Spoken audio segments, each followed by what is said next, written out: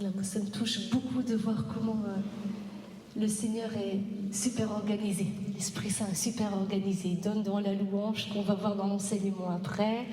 Et puis voilà, il fait le lien entre tout ce qu'on peut recevoir de lui. Et je suis vraiment très touchée de ça.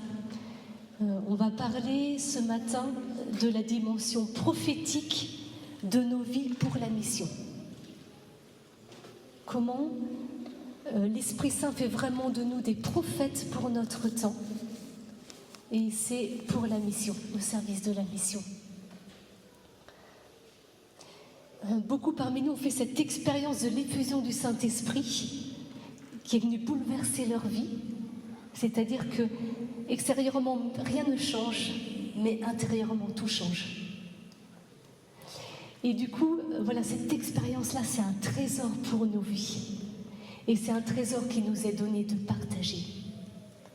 Et c'est important pour nous de vraiment de mettre en mots pour comprendre vraiment ce qu'est la prophétie dans nos vies, comment on en vit, comment elle s'exprime, quels sont aussi les combats qui sont liés à la prophétie. Aussi parce qu'aujourd'hui, on a vraiment besoin d'enseigner dans l'Église ce qu'est la prophétie. Et vous voyez, il y a un enjeu qui est capital parce que l'Esprit veut souffler un vent nouveau.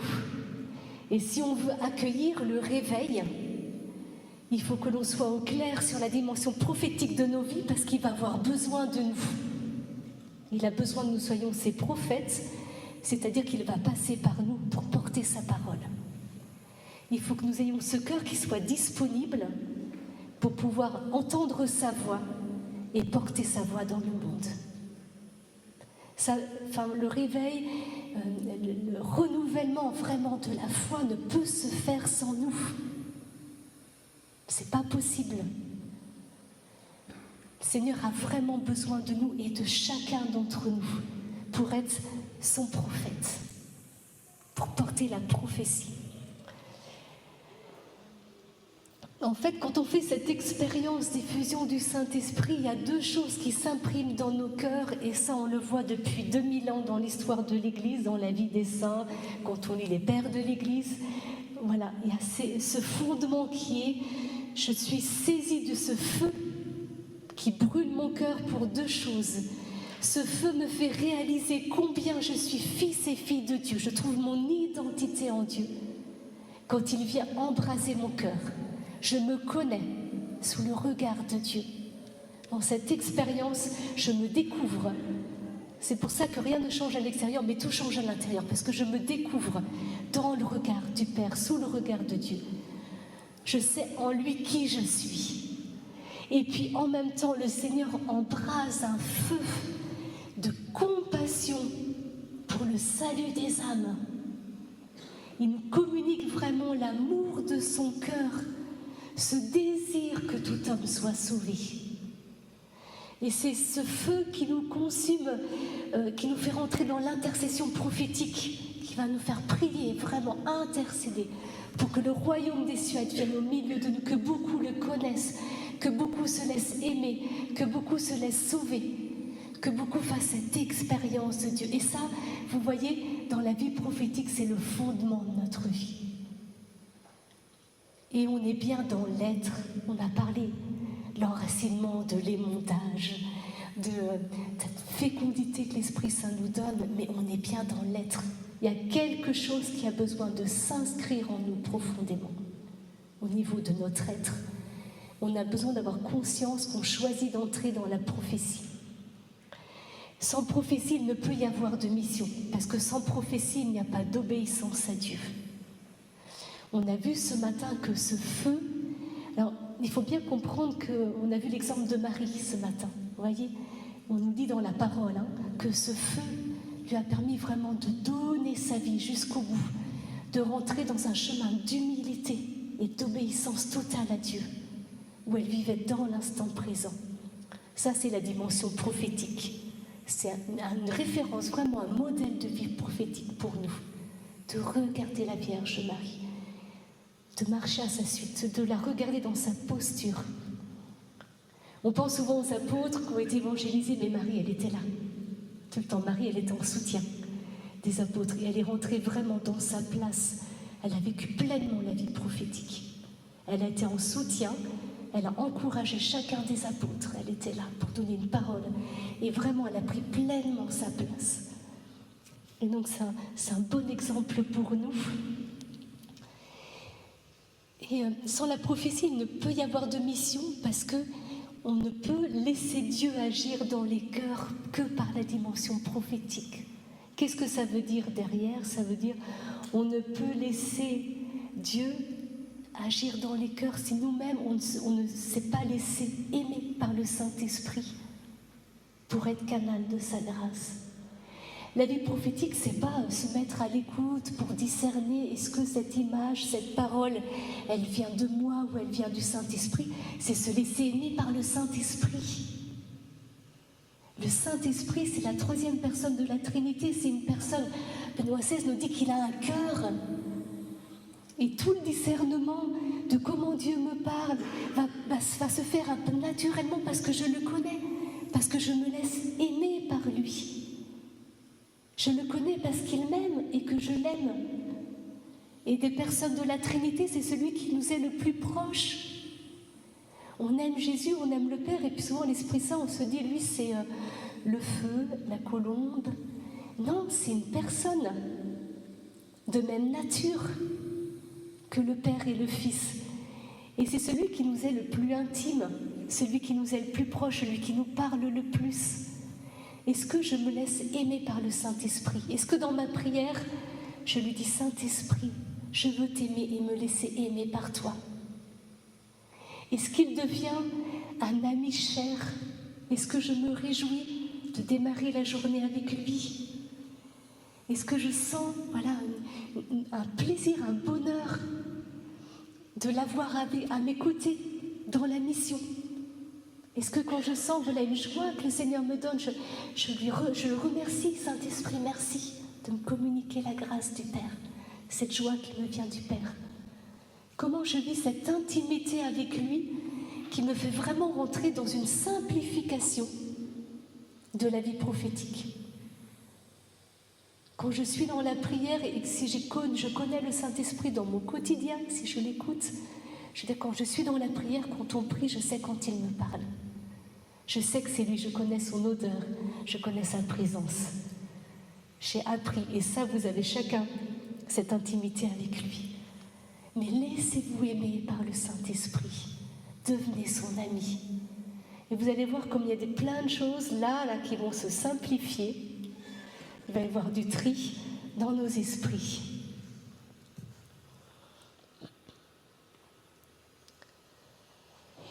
Et vraiment la prophétie, donc cette intimité avec le Saint-Esprit qui est venu allumer un feu dans nos cœurs, dans nos vies, un feu qui nous a révélé l'amour du Père pour nous et qui nous donne un tel désir du salut des âmes, désir que tout homme soit sauvé. Vous voyez que du coup on ne peut pas évangéliser sans ce feu-là. Enfin, on a l'impression de brasser de l'air, parce que c'est pas nous qui faisons, c'est Dieu. On est d'accord, c'est lui qui fait. Et la vie prophétique, elle n'est pas une fin en soi. La vie prophétique, elle n'est pas pour nous. Dans notre chemin de foi, l'œuvre du Saint-Esprit dans nos cœurs, pour nous, notre vie personnelle, c'est de nous sanctifier.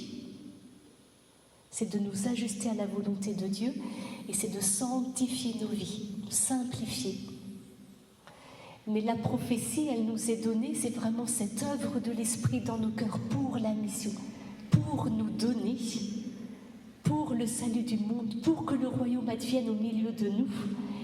Et cela va, on se laisse conduire par le Seigneur et on renonce à soi comme l'a fait Marie jusqu'au martyre. Ce qui nous est donné dans la vie prophétique, et on l'a chanté tout à l'heure, tu donnes et tu reprends, c'est qu'il y a une forme de martyre que l'on est appelé à vivre. À la suite du Christ, à la suite des apôtres, à la suite de tous ceux qui ont cheminé dans la foi avant nous. Et ce martyr, ça ne veut pas dire... vous voyez, c'est qu'il y a un vrai renoncement à soi. On le voit dans la vie de Marie, elle a tout donné. On est invité à tout donner, à renoncer à notre ego, à nous-mêmes, pour faire de la place. On en a parlé, vous voyez, c'est important pour nous comprendre qu'il y a cet enracinement. on fait de la place pour que les racines elles puissent pousser. On est émondé, on fait de la place. Et on va pouvoir porter du fruit en abondance, comme nous l'a dit Sœur Tabitha. Et ça, c'est important. C'est-à-dire que je donne ma vie, mais j'ai conscience, si je veux aller jusqu'au bout dans le processus de déploiement de la vie prophétique dans ma vie, je dois juste avoir un déclic intérieur, de prendre conscience que Dieu peut me reprendre tout ce qu'il me donne, que ma vie est en lui et lui appartient. Et je vous assure que c'est pour une vie de bénédiction, c'est pour une intensification, pour une multiplication. On le voit dans tous ceux qui nous ont précédés dans la foi. C'est important. Il y a cette intensification, il y a cette multiplication qui se fait dans nos vies. Mais ça implique que dans mon cœur, j'ai compris que Seigneur, je te donne ma vie. Et je te donne ma vie jusqu'au bout, et c'est un vrai oui. Et que je vais m'adapter, on va le voir après ce que ça implique de donner sa vie. Ce feu intérieur, je pense que voilà, vous voyez tous ce que ça peut être. On a vécu des moments parfois forts et on a besoin de l'entretenir et de le raviver. Ce feu intérieur, justement, il nous pousse à donner notre vie pour que la vie de Dieu advienne de plus en plus au milieu de nous, pour que le royaume des cieux advienne. Dieu ne nous appelle plus serviteurs, on est ses serviteurs, mais il nous appelle amis. Et puis on ne se trouve soi-même qu'en se donnant dans cette dynamique-là. Je vais découvrir mon identité que parce que j'ai renoncé à mes projets, à mes désirs, et je laisse l'Esprit me montrer ce qui est bon pour moi. Et ça, c'est pas facile, mais en même temps, c'est tellement beau.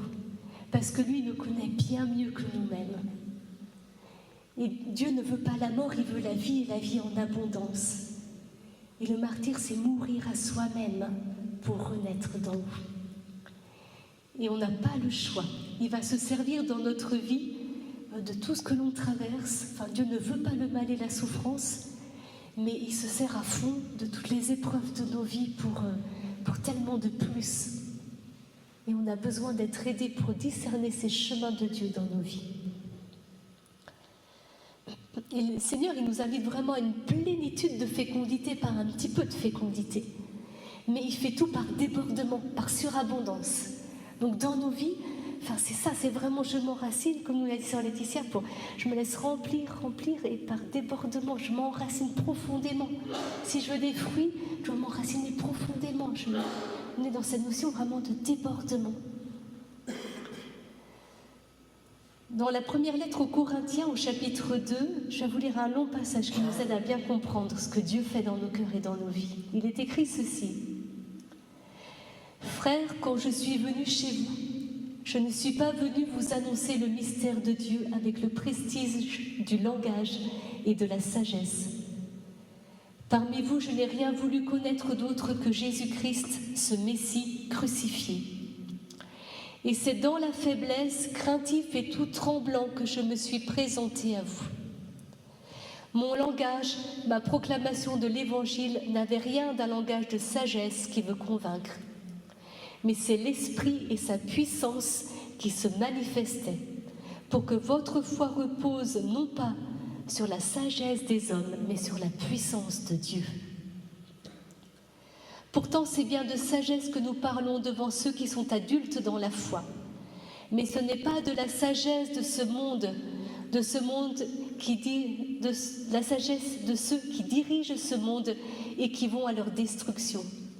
Au contraire, ce dont nous parlons, c'est de la sagesse du mystère de Dieu, sagesse tenue cachée, établie par lui dès avant les siècles pour nous donner la gloire. Aucun de ceux qui dirigent ce monde ne l'a connu. S'il l'avait connu, il n'aurait jamais crucifié le Seigneur de gloire. Mais ce que nous proclamons, c'est comme dit l'Écriture, ce que l'œil n'a pas vu, ce que l'oreille n'a pas entendu, ce qui n'est pas venu à l'esprit de l'homme, ce que Dieu a préparé pour ceux dont il est aimé. Et c'est à nous que Dieu, par l'Esprit, en fait la révélation, car l'Esprit scrute le fond de toutes choses, même les profondeurs de Dieu. Qui donc parmi les hommes sait ce qu'il y a dans l'homme, sinon l'esprit de l'homme qui est en lui? De même, personne ne connaît ce qui est en Dieu, sinon l'esprit de Dieu. Cette sagesse de Dieu, elle nous vient de ce feu très concret qui habite nos cœurs et nos vies, cet amour, cette connaissance de l'amour de Dieu pour nous et ce désir que tout homme puisse goûter à cette joie du ciel, à ce bonheur de vivre de Dieu avec les épreuves sur cette terre. Mais vraiment, le Seigneur est tellement celui qui nous soutient, qui nous encourage et qui nous fortifie.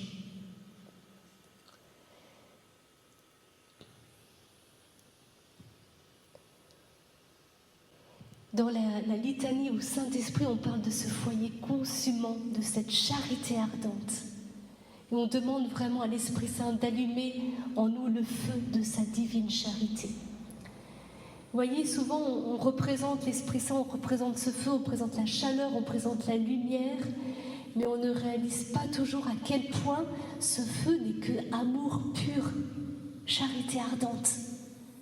Je connais l'amour du Père pour moi et je sais combien mes frères et sœurs sont aimés. Et c'est comme si on avait besoin sans cesse un peu de laisser Dieu renouveler cette image de son feu dans nos vies, dans nos cœurs, de sa charité. Pour qu'on puisse continuer à, tous les matins, se lever, laisser Dieu à la première place dans nos vies, offrir nos vies telles qu'elles sont, parce qu'on sait que vraiment, chaque battement de notre cœur peut être offert au Seigneur, que notre vie elle a du sens pour son royaume, parce qu'on l'aime et qu'on désire que tout homme soit sauvé. Et déjà offrir nos vies, vivre cette offrande de chaque respiration, de chaque battement de notre cœur, pour la gloire de Dieu. Et quand on est dans cette posture-là, le Seigneur peut se servir de nous pour des petites choses et pour des grandes choses.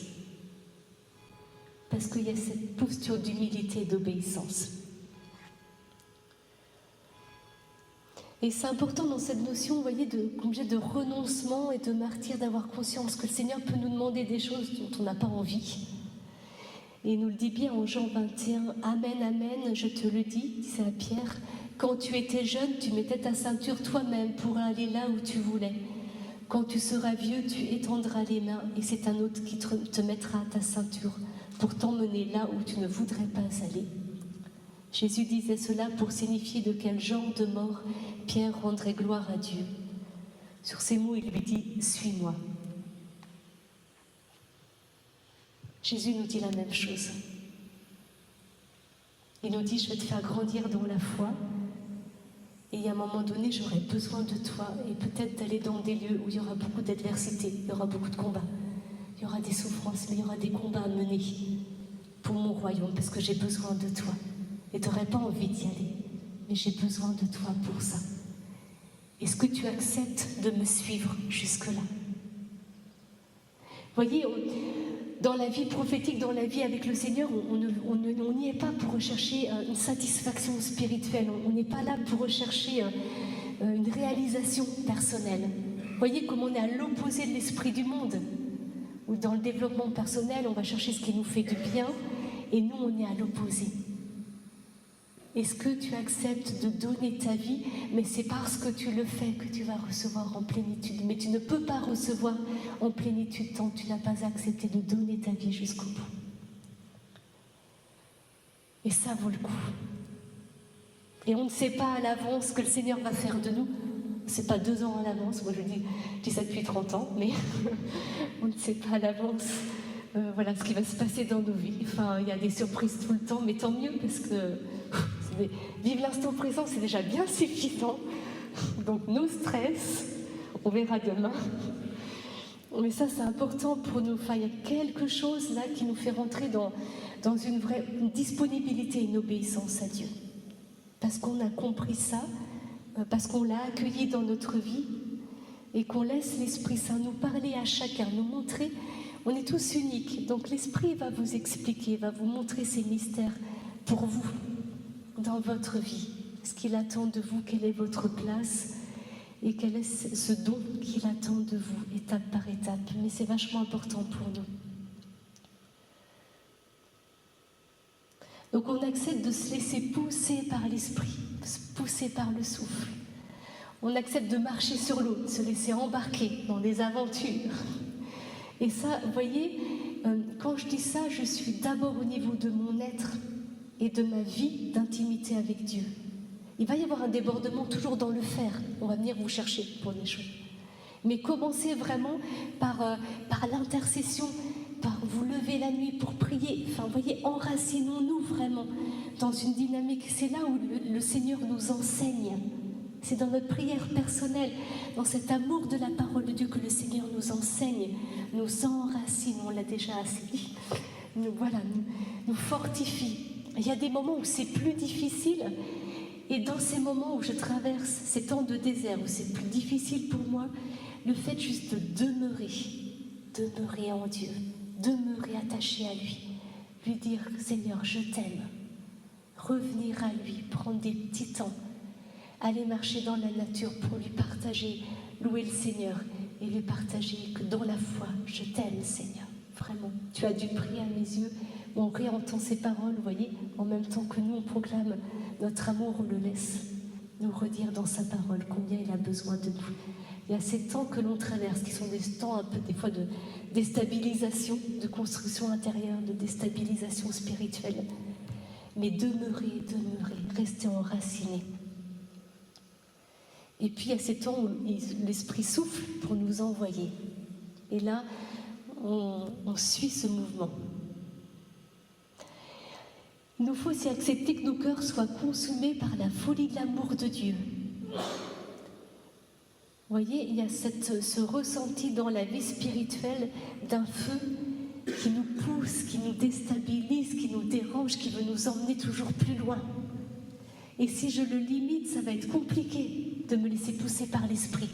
Laissons ce feu nous déranger, laissons des fois l'Esprit Saint nous demander des trucs un peu fous. Mais parce que c'est la seule façon qu'il a de dilater notre psychisme, notre cœur.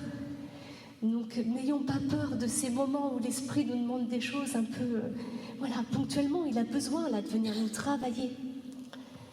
Et on a besoin de rentrer, de réaliser que l'amour de Dieu pour le salut des âmes, c'est un amour qui est fou. Quand Dieu nous dit qu'il laisse 99 brebis pour aller chercher celle qui est égarée, c'est complètement fou. Il n'y a rien de raisonnable humainement. Là, on n'est pas dans l'esprit du monde. Et parfois, le Seigneur, il va vous envoyer vers une personne, il va vous envoyer prendre soin de quelqu'un, de cette façon-là, avec cet amour-là. Parce que cette personne, elle a besoin pendant un temps que vous soyez là dans sa vie. Laissons-nous bousculer par l'amour de Dieu.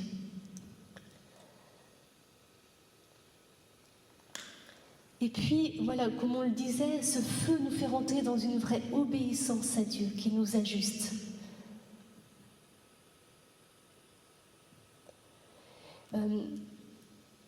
Parce qu'en fait, on est dans une obéissance qui, vous voyez, on est bien enraciné. Le Seigneur, il ne nous demande pas de planer.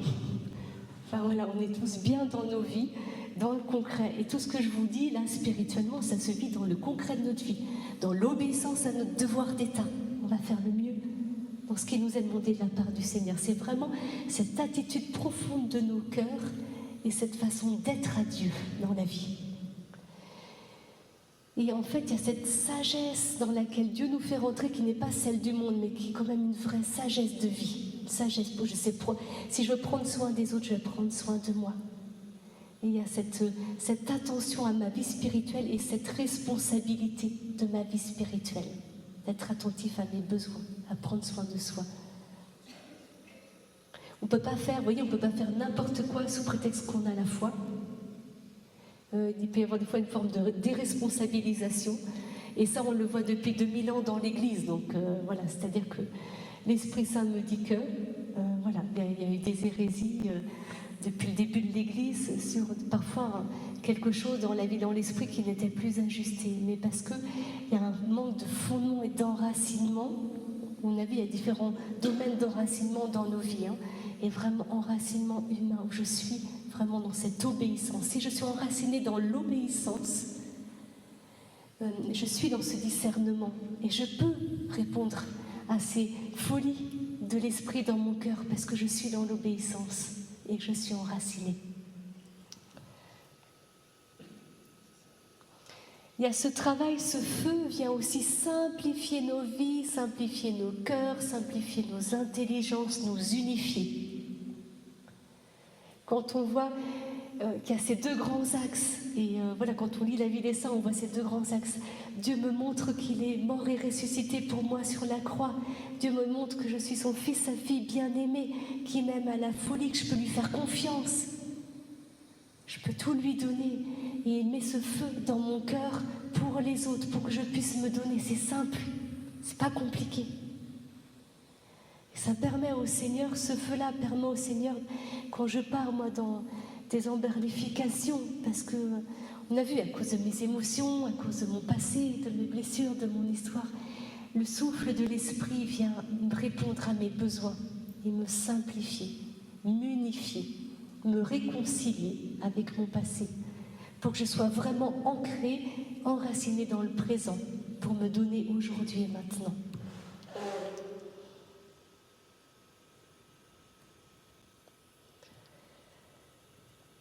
Et puis justement, dans cet aujourd'hui et maintenant, on apprend en fait à être humblement au service aujourd'hui, à compter sur Dieu dans l'instant présent. Et il y a quelque chose qui nous rend totalement libres. Enfin voilà, je ne suis plus dépendant du regard des autres.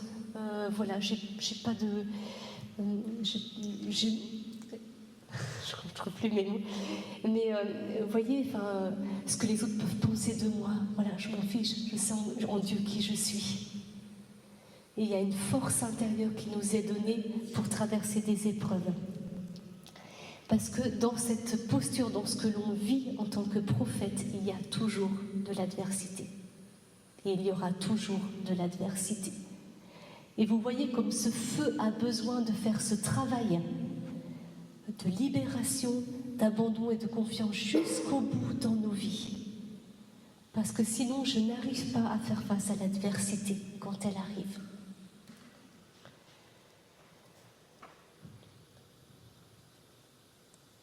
Dans Jean 17, au verset 14, il nous est dit ceci: je leur ai donné ta parole et le monde les a haïs, parce qu'ils ne sont pas du monde comme je ne suis pas du monde. Cette adversité, parce que je choisis de vivre dans une vie prophétique pour le Seigneur, parce que je rentre vraiment dans cette intimité amoureuse avec le Saint-Esprit, fait que malgré moi, dans ce que je vais être, je vais produire autour de moi la haine. Et ça, c'est important de comprendre. Ce chemin-là, en fait, voilà, on va se retrouver dans des situations qui sont complètement impressionnantes, aberrantes, des situations de jalousie, des situations de conflit. Il y a des choses qui peuvent apparaître de cet ordre-là, de rejet, de mise à part, parce qu'on est rentré dans une vraie vie prophétique où le Seigneur se sert de nous. Donc il y a des moments où l'Esprit Saint en fait, va se servir de nous pour faire avancer des choses, parce que là c'est un autre point que je vois, mais dans la dimension prophétique, en fait, comme on est dans cette intimité avec le Saint-Esprit, il nous donne toujours une sorte de longueur d'avance. Il nous donne de voir son royaume advenir au milieu de nous. Et il nous donne dans telle communauté, dans tel lieu, dans telle paroisse, de voir ce qu'il veut faire. Et on a une conviction intérieure de foi qui nous habite, et on va commencer par prendre les choses dans la prière et dans l'intercession, jusqu'à ce que le Seigneur, dans son temps à lui, nous ouvre des portes pour entrer dans ce chemin concrètement. Mais c'est le temps de Dieu, c'est la temporalité de Dieu, ce n'est pas la nôtre. Et tant qu'on est dans la vision, Claire nous en parlait, tant qu'on est dans la vision, voilà, on accueille, on rentre dans cette dimension-là. Je prie, j'intercède, je loue le Seigneur pour ce qu'il veut faire, je prends possession déjà du territoire. Je demande au Seigneur de bénir les cœurs jusqu'à ce que le Seigneur ouvre des portes. Et parce que l'on est comme ça visionnaire et que l'on entre déjà dans l'intercession et la prière, on prend autorité, notre place, il peut y avoir de l'adversité, de la résistance très forte. Et même de personnes qui nous sont proches. Je vais vous parler justement des freins à la prophétie. Alors il y a des freins qui sont en nous et il y a des freins le frein principal qui est vraiment, je vais vous en parler maintenant, mais vraiment pour moi la mondanité spirituelle. Et comme je vous disais au début, il faut qu'on ait conscience vraiment de cet appel prophétique qui repose sur nos vies, que ça soit clair pour nous, qu'on puisse en témoigner, parce qu'aujourd'hui, il y a une vraie adversité. Il y a vraiment un esprit de mondanité dans l'Église, dans nos églises, qui freine. Enfin, moi, j'ai entendu il n'y a pas longtemps encore, enfin cette semaine dans une vidéo, des choses par rapport à la vie prophétique et des contre-témoignages, et derrière, c'était clairement dit, quoi. Enfin, il faut rejeter la prophétie dans l'Église. Et donc, du coup, ça veut dire que parce qu'il y a eu un problème avec une personne, enfin voilà, on juge et on catalogue et on ne comprend pas ce qu'est la prophétie dans l'Église. Il n'y aurait pas d'église sans prophétie, ce n'est pas possible, parce que c'est vraiment cette œuvre de l'Esprit qui veut construire l'Église et qui nous envoie, nous donner, comme l'Esprit l'a fait à la Pentecôte pour les apôtres, donc ça n'existerait pas.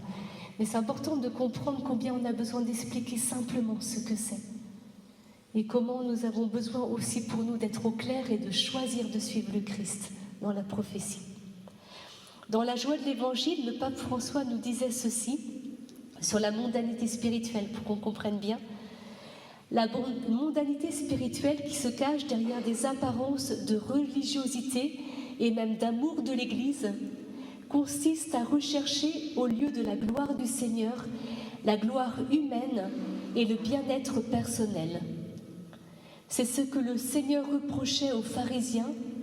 Comment pouvez-vous croire, vous qui recevez la gloire les uns des autres, et ne cherchez pas la gloire qui vient du Dieu unique? Il s'agit d'une manière subtile de rechercher ses propres intérêts, non ceux de Jésus-Christ. Elle prend de nombreuses formes suivant le type de personne et la circonstance dans laquelle elle s'insinue.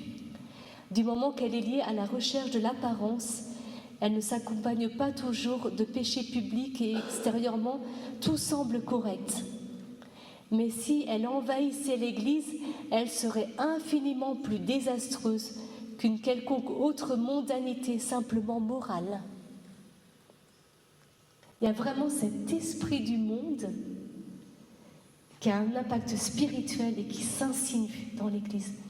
Cette mondanité peut s'alimenter spécialement de deux manières profondément liées entre elles.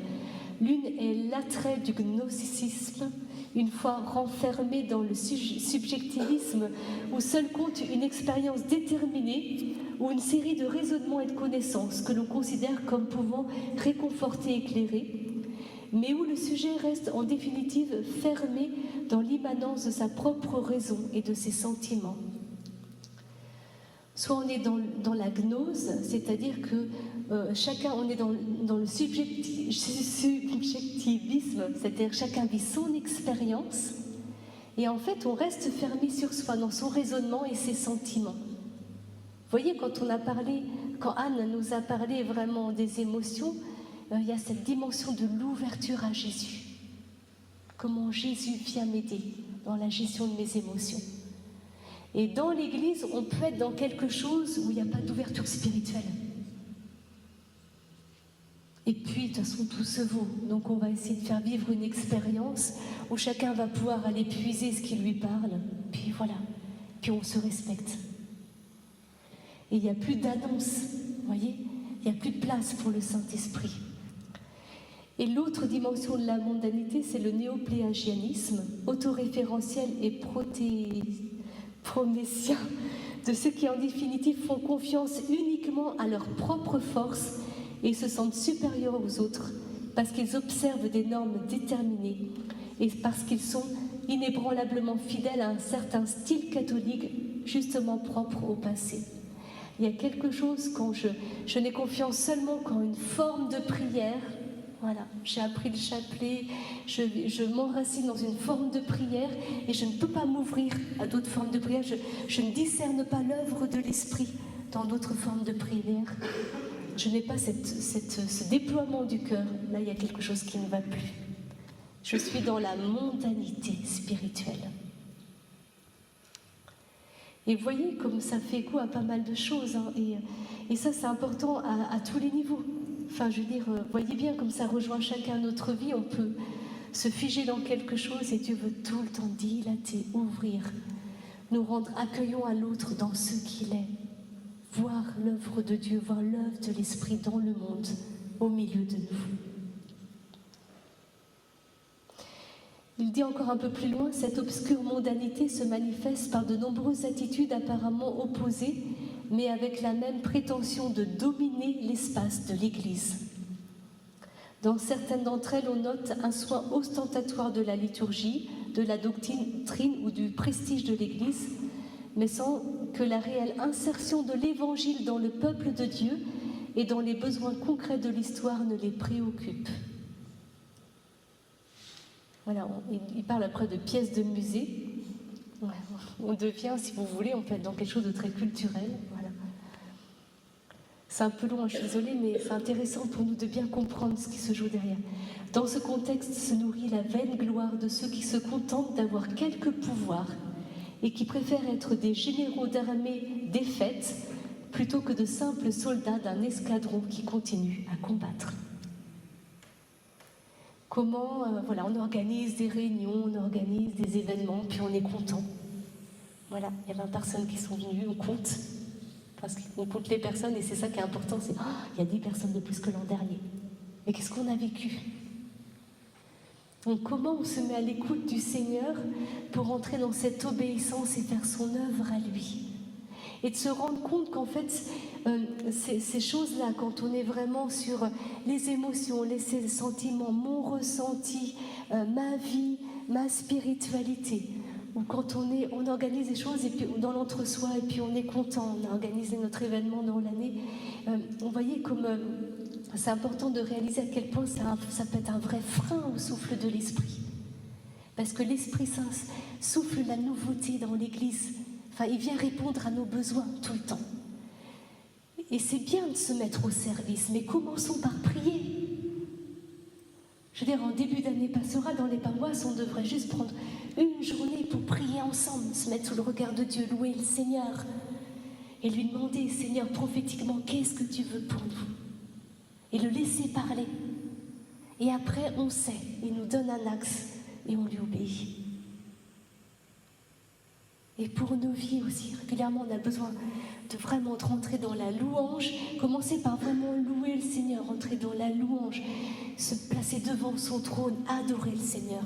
Et après, à un moment donné, vous dites, Seigneur, quelle est ta vision pour moi? Ne pas être tout de suite dans la demande, soyons d'abord dans la louange. Laissons l'Esprit Saint susciter en nous la louange et l'adoration. Autrement, il y a quelque chose où on instrumentalise l'Esprit Saint. Et ça, c'est hyper embêtant. Quand je vais à lui juste parce que je dois poser un discernement, c'est pas un distributeur automatique. On le dit de Dieu, mais l'Esprit Saint, c'est pareil. C'est pas un distributeur, quoi. C'est pas, là j'attends ton inspiration. Non, c'est vraiment cet ami qui est cher à mon cœur, qui me connaît et que j'aime et qui va me parler en son temps, comme il veut et quand il veut. Et pas quand moi j'ai envie et comme j'ai envie.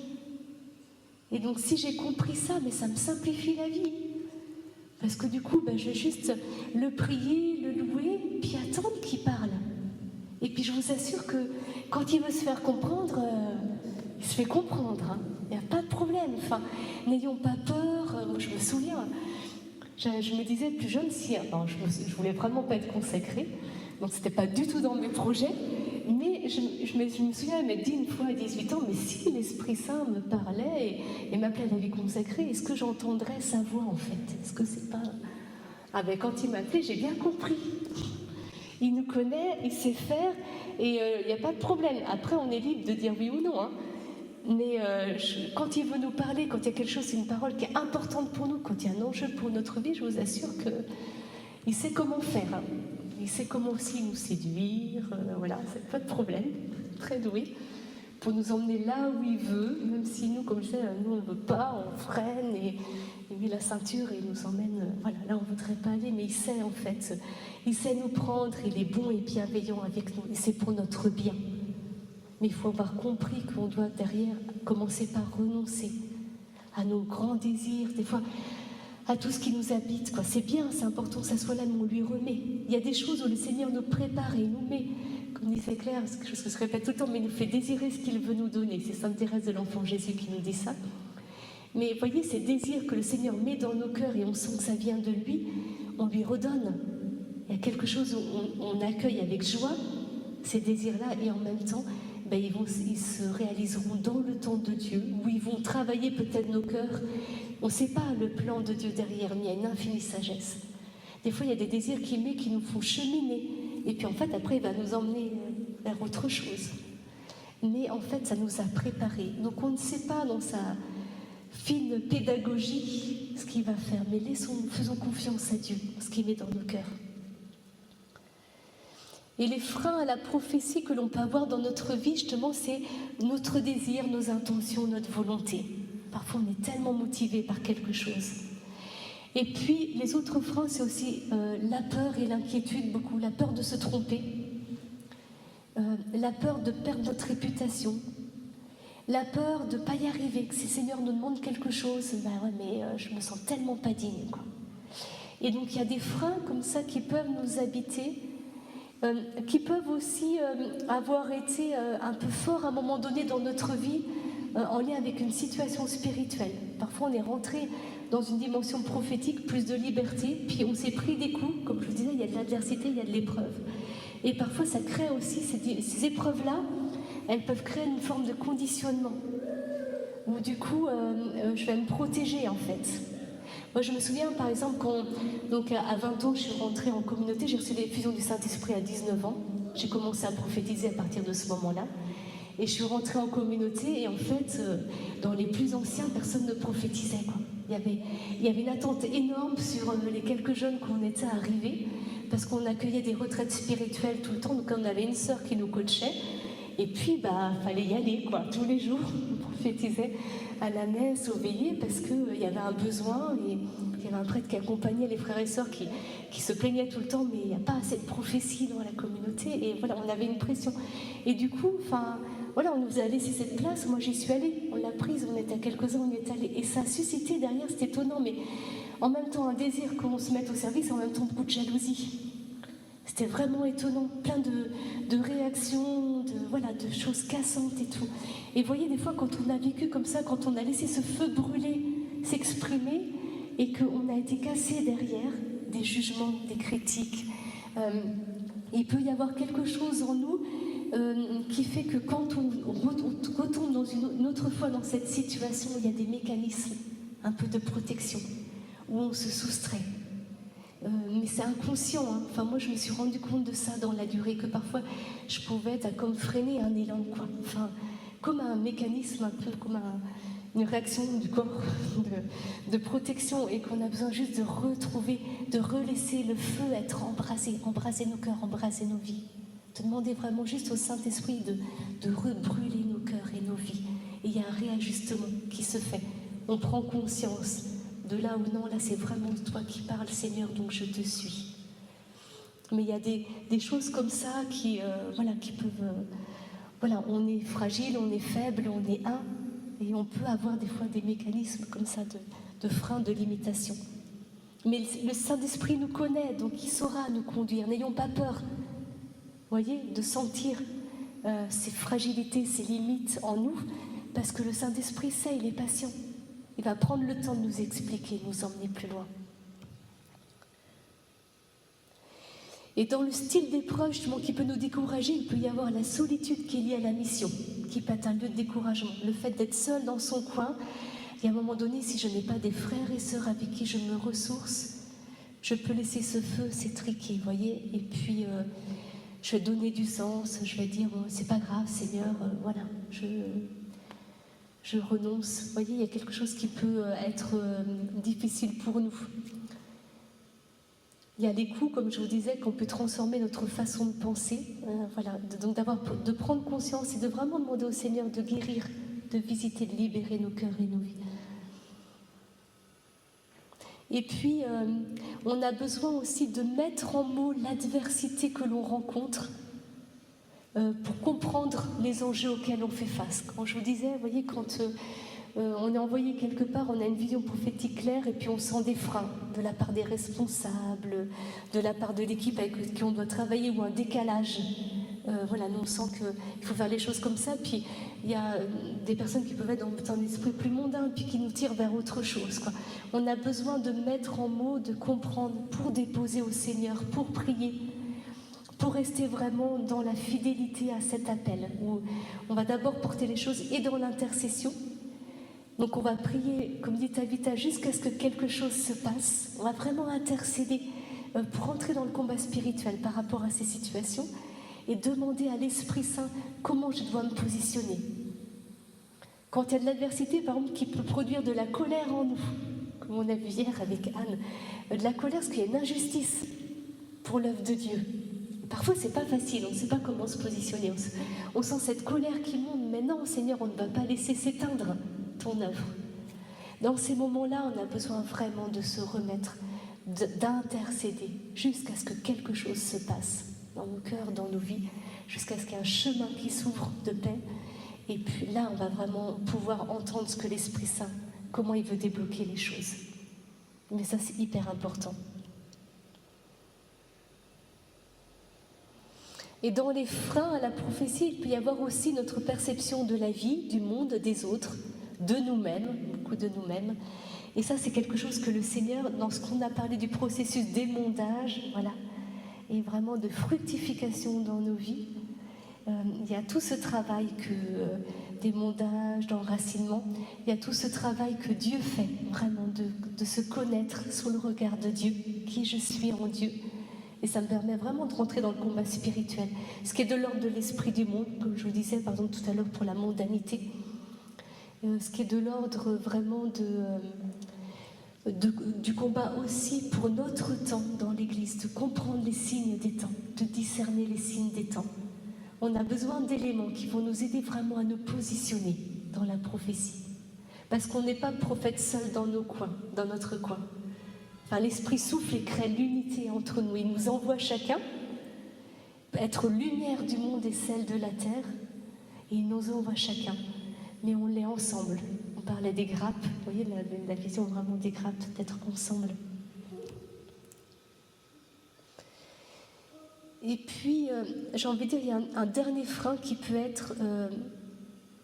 qu'il faut qu'on accepte, en même temps qu'on accepte de se donner, c'est aussi accepter de renoncer à être parfait pour plaire à Dieu. Alors ça ne rejoint pas tout le monde, mais beaucoup dans nos psychologies, il y a quelque chose qui est un petit peu vrillé quand même dans notre esprit, moralement, qu'on a récupéré aussi des générations avant nous, dans la foi. Il y a quelque chose où inconsciemment, il y a quand même toujours besoin d'être parfait, de plaire à Dieu. Et ça, si on n'y a pas renoncé, en fait, on a vraiment besoin de faire l'expérience réelle de la miséricorde de Dieu, de la rédemption. Dieu est notre Rédempteur. Et quand j'ai fait cette expérience que Dieu n'attend pas de moi que je sois parfaite, il n'attend pas de moi que je sois gentille, nickel, il veut juste que je sois moi. Et il a besoin que je sois pleinement moi, sinon il ne peut pas m'envoyer comme prophète. Si je n'ai pas connaissance de mes faiblesses, de ma fragilité, de mes limites, de mon péché, je ne vais pas me laisser envoyer par lui parce que c'est lui qui me travaille. Je sais qui je suis en lui et je m'appuie sur lui et c'est lui qui me donne la force jour après jour et qui me donne la grâce. Et si je veux lui faire plaisir, je rentre dans la prophétie dans ma vie pour lui faire plaisir, ça ne peut pas fonctionner. Vous voyez, parce qu'il y a quelque chose qui peut être complètement biaisé dans l'interprétation, dans l'obéissance, dans accepter que, oui, on fait comme on peut, avec ce qu'on est. Heureusement, on ne réussit pas toujours. Voilà. On interprète la prophétie avec ce que l'on est. Il y a toujours une partie de nous, et puis une partie qui vient de Dieu. Et on apprend, et on est en chemin. Et le Seigneur, il le sait. Et lui, il est parfait, donc il bricole avec nous. Enfin, voilà, il sait faire finaliser l'œuvre. Mais vous voyez, on a besoin de sentir, c'est vraiment lui qui fait, c'est pas nous. Je ne suis pas parfait, c'est Dieu qui agit. Il n'y a pas de retour possible sur soi. Il y a besoin de comprendre, et que ça, c'était travaillé en nous.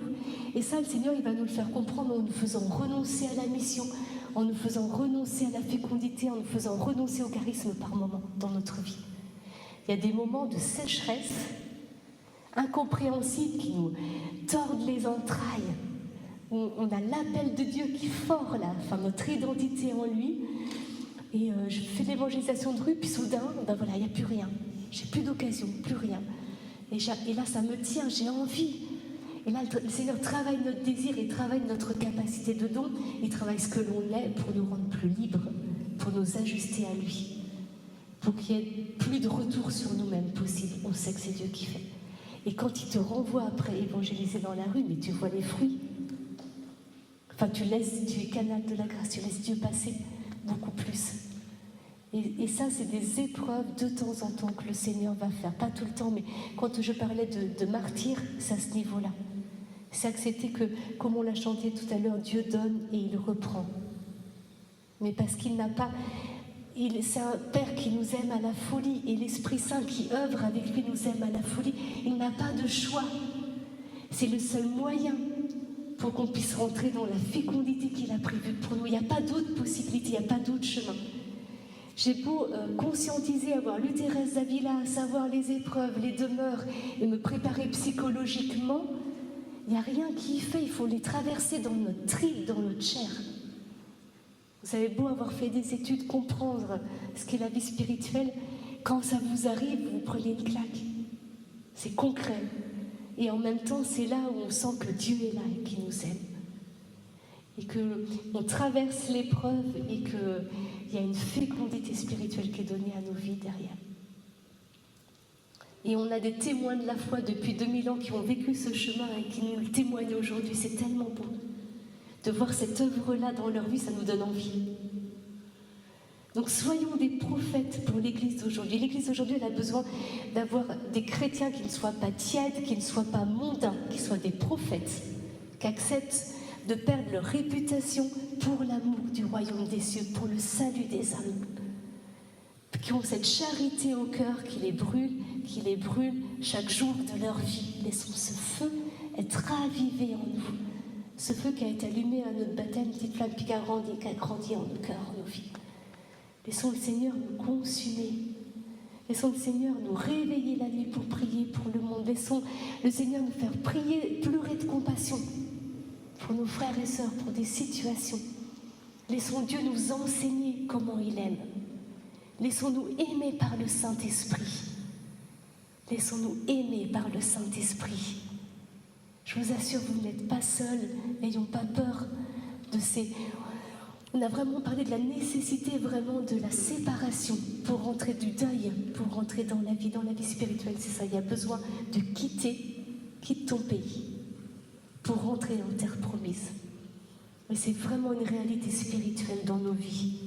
Et ne nous arrêtons pas sur le chemin, ne dressons pas 3 tentes à la transfiguration. Non, on se lève, on va traverser le calvaire pour rentrer dans la gloire de Dieu, la résurrection.